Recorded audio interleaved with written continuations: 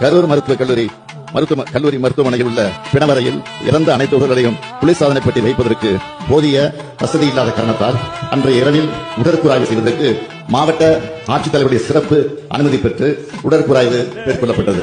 அதிகாலை 1:45 மணிக்கு முதல் உடற்கூறாய்வு துவங்கப்பட்டு 28/9/2025 அன்று மதியம் 1:10 மணி அளவில் 39வது உடற்கூறாய்வு முடிவுற்றது. 1 மணி நேரத்தில் எல்லா போஸ்ட்மார்ட்டம் முடிச்சிருக்காங்கப்பா. 4 மணிக்கு போஸ்ட்மார்ட்டம் முடிச்சிட்டாங்க. எல்லா போஸ்ட்மார்ட்டம் 41 பாடி 4 மணிக்கு போஸ்ட்மார்ட்டம் முடிச்சு 5 மணிக்கு பாடி ஹேண்ட் ஓவர் பண்ணி கரூரில் ஒரு சுடுகாடு தான் இருக்கு.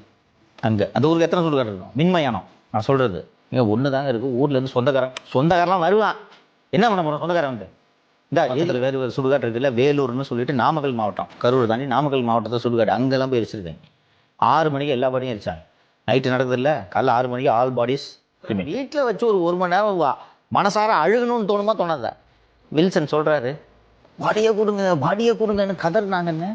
இப்போதான் கேட்குறேன், எல்லா குடும்பத்துக்கும் கையில் 1 லட்ச ரூபா பணத்தை கொடுத்து ஆம்புலன்ஸ் ஏற்பாடு பண்ணி இதில் ஏற்று கூடவே ஆள் போயிருக்காங்க. ஒவ்வொரு டிசீஸ்டு ஃபேமிலி கூடவும் திமுக ஒருத்தன் உள்ள உட்காந்து வண்டி எடுமா முதல்ல. பாடி சிஎம் பார்த்துட்டாரு, எடப்பாடி பார்த்துட்டாரு. 8 மணிக்கு நடக்குது, விடிகாத்தால 2 மணிக்கு பாடியை ஒப்படைக்கிறீங்க.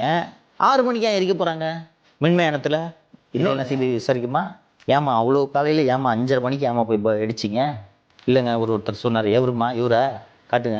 அவர்லாம் உள்ளதானே சார்? இப்போ இருநே இதுக்கு தான் சிபிஐக்கு போகக்கூடாது. அந்த அதிரடி அஸ்ராக இருக்கு, இதெல்லாம் விசாரிப்பாரா? விசாரிக்க மாட்டேன்.